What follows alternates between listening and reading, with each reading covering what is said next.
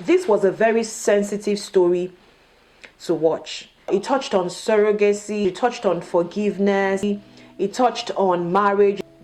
Do you agree that men can be selfish in a relationship? Hi guys, welcome to my YouTube channel. Thank you for stopping by. If you're new here, you're welcome.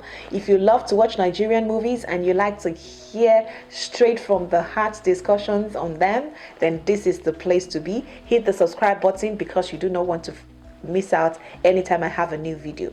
So today I'm talking about this movie that I recently watched, but I'll put the name of the channel in the description box so you can go check it out and subscribe, because I actually also subscribe to that channel. And first of all, I loved watching this movie and I enjoyed it, and it actually reflected what it was called. It was a faith-based story. Now, two major things that I want to touch on in this movie, besides the part where it is important to talk about forgiveness, he also shared a place of getting strengthened in our faith walk, or in our walk with Christ as a believer.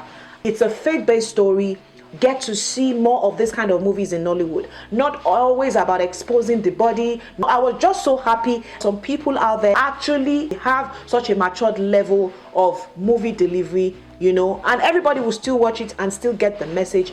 I like the part where the doctor actually approached Naomi and talked about their faith, talked about practicing, actively listening to God and hearing God. It was out of the ordinary Nollywood movie that you would see or that you would find freely on YouTube. It touched on love.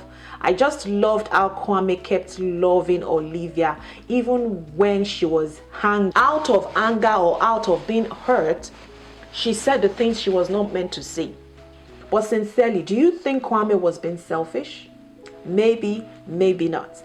But in the real sense of it, you know, there are times when things just need another push. Things just need another turn. Not knowing that the reason. So it was actually the hurt and the weight that Olivia carried, right? That was actually against the IVF.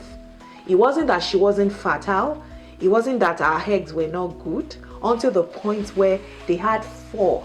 She had 4 IVF procedures and none of it, you know, lived. None of the embryo lived. That talks a lot about how unforgiveness can stop us from being fruitful. Not only physical fruitfulness now, but even in our mind, fruitfulness in the things that we do. It touches on that, yes. It talks on how unforgiveness, either to ourselves or unforgiveness towards other people, can actually hinder us. It can hinder our prayers, it can hinder our health, it can hinder fruitfulness generally. Okay, I don't want to bore you guys. If you've not seen the movie, the title is TEHILAH. It's a beautiful movie to see. It's a bit controversial, yes, and sensitive at the same time.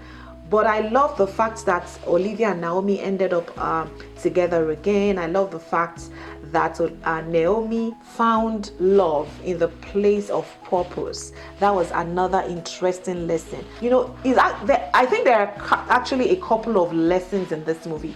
You know, finding purpose, learning to know how God speaks to you, forgiveness. Thank you so much to the producers of this movie. Thank you to the cast.